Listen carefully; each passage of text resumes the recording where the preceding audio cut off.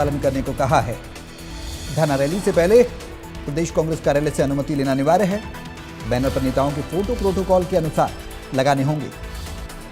कार्यक्रम के आयोजन से पहले कांग्रेस कार्यालय में सूचना भेजनी होगी। जिलाध्यक्षों के माध्यम से सूचना भेजनी होगी। दरअसल पिछले कुछ समय से हरियाणा कांग्रेस की बड़ी और अहम जानकारी आप तक पहुंचा रहे हैं। कांग्रेस प्रदेश अध्यक्ष राव नरेंद्र ने पत्र जारी किया है और पत्र आप देख सकते हैं। धरना अगर आप दे रहे हैं, रैली कर रहे हैं तो आपको अनुमति लेनी होगी। दरअसल पिछले कुछ समय से हरियाणा कांग्रेस के कई दिग्गज और स्थानीय नेता बिना प्रदेश संगठन को विश्वास में लिए अपने स्तर पर रैलियां प्रदर्शन कर रहे थे। इसके अलावा बैनर पोस्टरों से प्रदेश स्तरीय नेताओं की तस्वीरें गायब रहने की शिकायतें भी लगातार आलाकमान तक पहुंच रही थी। इस अनुशासनहीनता से जनता के बीच पार्टी की गुटबाजी खुलकर सामने आ रही थी। संगठन में अनुशासन, बेहतर समन्वय और गरिमा बनाए रखने के लिए ही राव नरेंद्र सिंह को यह हंटर चलाना पड़ा। इस फैसले की गंभीरता का अंदाजा इसी बात से लगाया जा सकता है कि इस आदेश की कॉपी सीधे एआईसीसी के संगठन महासचिव केसी वेणुगोपाल, हरियाणा कांग्रेस प्रभारी बीके हरिप्रसाद और सह प्रभारी जितेंद्र बघेल, प्रफुल्ल गुद्दी को भेजी गई ताकि अनुशासनहीनता करने वाले किसी भी नेता पर सीधे दिल्ली से भी कार्रवाई की जा सके।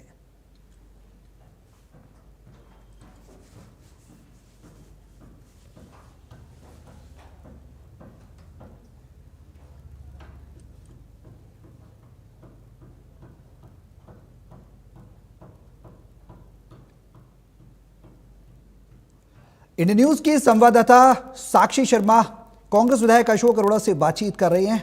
क्या कुछ कांग्रेस की आगे की रणनीति है, सीधा वहां लिए चलते हैं आपको। साक्षी, ओवर टू यू। जी बिल्कुल, देखिए बहुत धन्यवाद। और इंडिया न्यूज़ पर इस वक्त कांग्रेस के वरिष्ठ विधायक अशोक अरोड़ा हमारे साथ मौजूद हैं और उनसे इन तमाम मुद्दों को लेकर जिनका जिक्र हुआ है, प्रदेश के और भी तमाम जो राजनीतिक मुद्दे उनको लेकर बातचीत करेंगे। सर, सबसे पहले तो एक लेटर कांग्रेस प्रेसिडेंट की ओर से जो जारी किया गया है, जिसमें जो बीके हरिप्रसाद जो कि प्रभारी हैं, उन्होंने एक लेटर जारी किया था। उसी का जो है कॉपी संलग्न लगाते हुए ये कहा गया है कि कोई भी अगर प्रायोजित कार्यक्रम है किसी भी कांग्रेस वर्कर के द्वारा, अगर हरियाणा में कोई प्रेस कॉन्फ्रेंस की जा रही है, कोई रोष प्रदर्शन की जा रहा है, तो उसकी पूर्व अनुमति जो है वो लेनी होगी। इसे कितना आप सही मानते? देखिए, जिस दिन हमारे प्रभारी जी ने लेटर काटा था, मैंने उस दिन भी कहा था कि पार्टी के अंदर अनुशासन जरूरी है, परंतु कुछ इश्यूज ऐसे होते हैं जिनको मौके पे लेना पड़ता है। कोई स्टेट लेवल का हो, कोई डिस्ट्रिक्ट लेवल का हो, ठीक है कि उनके पार्टी के को सूचना भी देनी चाहिए और परमिशन भी लेनी चाहिए, परंतु कई इशू करंट आ जाते हैं, वहाँ विधायक को जाना भी पड़ता है, प्रेस कॉन्फ्रेंस भी करनी पड़ती है और मौके पे कई बार धरने प्रदर्शन भी करने पड़ते हैं। तो मैं तो प्रधान जी से भी बात करूंगा और इस बारे में यही कहूँगा कि इसमें क्लियर डाल देना चाहिए कि करंट इशू पे कोई अवस्था नहीं है। कोई ऐसा प्रोग्राम बड़ा कर आयोजन करना है, उसके लिए परमिशन लें तो अच्छी बात है। वैसे क्यों लगता है सर कि इस तरह का कोई एक रूल रेगुलेशन लाने की ज़रूरत आन पड़ी? क्योंकि क्या इस तरह के अनुशासनहीनता के कोई कार्यक्रम हुए हैं कि कई बार, क्योंकि कई बार इसमें एक ये भी लाइन जुड़ी है कि जो फोटोज़ और पोस्टर्स इन कार्यक्रम को लेकर बनेंगे उसमें भी जो सभी लीडर्स हैं उनके फोटोज़ लगाने होंगे, लेकिन कई बार हम देखते हैं कि गुटबाजी इसमें भी देखने को मिलती है। कहीं शैलजा जी के फोटोज़ नहीं होते हैं, तो कहीं हुड्डा साहब के फोटोज़ नहीं होते हैं, कहीं किसी और लीडर के फोटोज़ नहीं होते हैं। तो इस तरह की चीज़ें भी जो है वो देखने को मिलती हैं। इस पर पहले भी निर्देश दिए गए थे लेकिन उनकी पालना नहीं हो रही है। अब फोटो का जो फंक्शन हो तो यूनिफॉर्म होना चाहिए। अगर कोई स्टेट लेवल का फंक्शन है, जिले का फंक्शन है, तो मैंने पहले भी कहा कि इस पे क्लियर उनको डालना चाहिए कि कई बार ऐसा प्रोग्राम होता है कि जिसमें किसी की भी फोटो नहीं पड़ सकती। कोई ऐसा सत्याग्रह करना है तो उसमें तो सत्याग्रह करना पड़ जाएगा, मजबूरी में करना पड़ेगा। अब हमारे कुरुक्षेत्र में एक डॉक्टर ने एक बच्ची के साथ रेप कर दिया। अगर वहाँ हम पूछ के जाएंगे तो लोग कहेंगे यार तुम मौके पे भी नहीं आ सकते। इस प्रकार की कहीं ऐसी घटनाएं घट जाती हैं तो हमें इस प्रकार के निर्णय लेने चाहिए। मुझे लगता है कि इसमें पार्टी की तरफ से जो क्लियर गाइडलाइन आनी चाहिए वो उसमें शायद कमी है, उसमें आनी चाहिए। बिल्कुल, क्योंकि क्या आपको लगता है कि ये जो एक यूनिफॉर्मिटी है या जो डिसिप्लिन है, क्योंकि एक डिसिप्लिनरी एक्शन कमेटी भी बनी हुई है, लेकिन इस तरह की कोई चीज़ ऐसे, क्योंकि हम देखते हैं कि कांग्रेस के ही जो नेता हैं बृजेंद्र सिंह, वो भी अपने एक सद्भाव यात्रा निकाल रहे थे और उसको लेकर भी ये कहा गया था कि शुरू में जब वो शुरुआत हो रही थी कि इसकी हमें कोई जानकारी नहीं है, कांग्रेस के प्रदेश कांग्रेस का जो संगठन है उसे इस बारे में कुछ बताया नहीं गया है और वो इसे कांग्रेस की यात्रा करार दे रहे थे। तो कई बार इस तरह के इंसिडेंसेस भी हो जाते हैं, तो क्या इसे देखते हुए इस तरह का आदेश निकाला गया है? पार्टी का कोई भी संगठन हो बगैर अनुशासन से नहीं चल सकता। पार्टी में अनुशासन बहुत जरूरी है, परंतु अनुशासन के लिए कई बार इस प्रकार के निर्णय जो जिस प्रकार आप लेटर का जिक्र करते हो, मैं मानता हूं कि ये अनुशासन के साथ साथ कई बार ऐसी पाबंदियां भी लगा दी जाती हैं जो नहीं लगनी चाहिए। कई बार मौके पे एमएलए हैं, एमपी हैं, उनको अपने हल्के की आवाज़ उठानी पड़ती है, कई बार प्रेस कॉन्फ्रेंस के माध्यम से उठानी पड़ती है, कई बार जिला के डीसी को ज्ञापन दे के उठानी पड़ती है। तो ऐसी चीज़ें जो मौके पर करनी हो, मैं मानता हूँ कि वो करने के बाद वैसे सूचना देते हैं, तो अगर परमिशन के चक्कर में पड़ेंगे तो हो ही नहीं पाएगी। वहीं सर अगर बात करें तो एक जो लेटर है और एक प्रेस नोट जो है वो गवर्नमेंट की तरफ से कुछ दिन पहले आया था, जिसमें तमाम प्रदेश में जो धरने प्रदर्शन है उन पर रोक लगाने की बात कही गई थी और इसका एक सीधा सा कारण ये दिया गया था कि इससे ईंधन की बचत होनी चाहिए और हमारे जो नेचुरल रिसोर्सेज हैं उनका कम से कम इस्तेमाल हमें करना चाहिए। इसको आप कैसे देखते हैं? सीधे तौर पर क्या आपको लगता है कि ये डेमोक्रेसी पर प्रहार किया? ईंधन की बचत हो उसके लिए बहुत जरूरी है कि हमें इस प्रकार के कोई इंसेंटिव देने चाहिए जिससे लोग अकेले चलने की बजाय पब्लिक कैरियर में चले। आप एसी बसें चलाओ, उसमें नॉर्मल किराया लो। अगर कोई चंडीगढ़ से दिल्ली जाना चाहे, अपनी कार छोड़ के गाड़ी में जाए, गाड़ी छोड़ दे बस में जाए, बस में ऐसी सुविधा दो। परंतु ईंधन बचाने के नाम पे अगर परमिशन लेके धरना देना है, सरकार के खिलाफ जो धरना देना है सरकार से परमिशन लेनी पड़ेगी, तो फिर तो कैसे काम चलेगा। आज प्रदेश में कानून व्यवस्था की स्थिति खराब होती है, उसके लिए अगर प्रदर्शन हम करते हैं तो सरकार से मंजूरी लेनी पड़ेगी। पेपर लीक हो जाते हैं, एचपीएससी के बच्चों को, बाहर के लोगों को रोजगार लगा दिया मिलता नहीं, किसान की फसल जो लूटी जाती है। तो मैं ये टोटल अनडेमोक्रेटिक फैसला है। सरकार को ऐसे फैसले नहीं लेने चाहिए जिससे प्रजातंत्र को खतरा हो। इसमें क्या कांग्रेस क्या सरकार के इस आग्रह को इसको मानेगी या फिर जो धरने प्रदर्शन है, अगर कोई ऐसा मुद्दा है तो सड़कों पर उसको लेकर उतरेगी और जारी रखेगी अपना कोई भी इस तरह का प्रदर्शन होता है या कोई, क्योंकि इस पर जो विदेश में मूवमेंट है उसको लेकर भी, विदेश यात्राओं पर भी रोक लगाने की बात कही गई है। तो आप कैसे देखते हैं इस फैसले को? क्या कांग्रेस के लिए स्वागत योग्य है या फिर इसको कांग्रेस सिरे से नकारती है?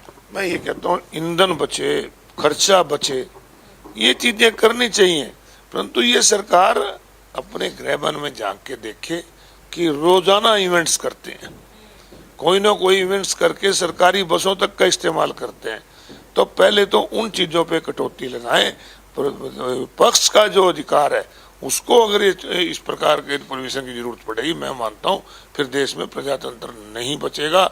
अगर आपने ईंधन वाकई बचाना चाहते हैं तो उसके लिए बहुत सी ऐसी चीजें हैं जो आपको करनी चाहिए। खर्चों पे कमी करनी चाहिए, आपको पब्लिक कैरियर को बढ़ावा देना चाहिए, प्राइवेट कैरियर कम से कम इस्तेमाल हो, इसके लिए इंसेंटिव मिलने चाहिए।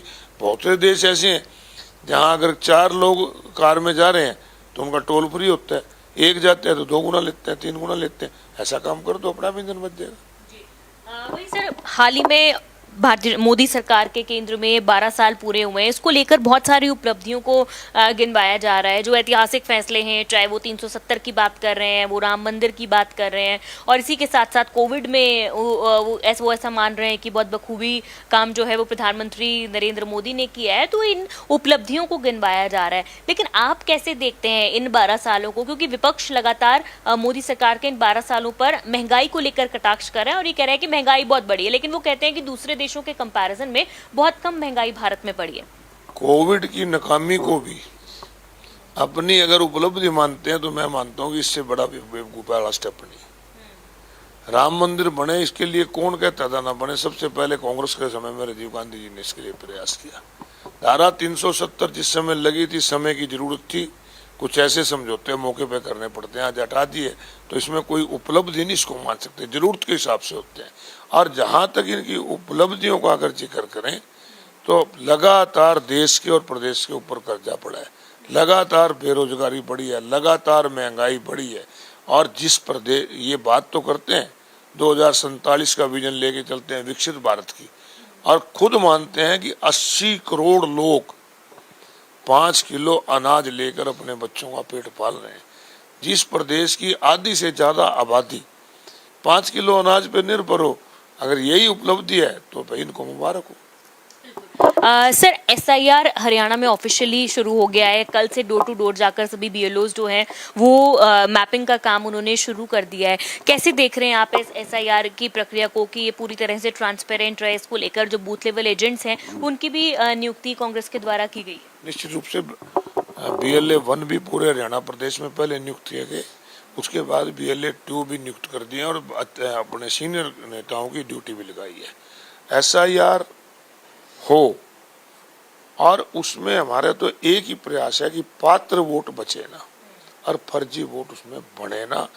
इन्होंने जिस प्रकार बंगाल और बिहार में किया कि चुनाव से ठीक पहले 90 लाख एक जगह वोट काट दिए, 60,000 एक जगह काट दिए। अब क्योंकि हरियाणा के चुनाव में समय है, इसलिए हम तो आपके माध्यम से भी हरियाणा प्रदेश के मतदाताओं से कहेंगे कि हर मतदाता के इसमें फार्म भरा जाएगा, इसमें आप करें। भारत के संविधान के निर्माता बाबा साहब ने जो हमें संविधान में वोट का अधिकार दिया है, उसके लिए भी सभी सचेत रहें।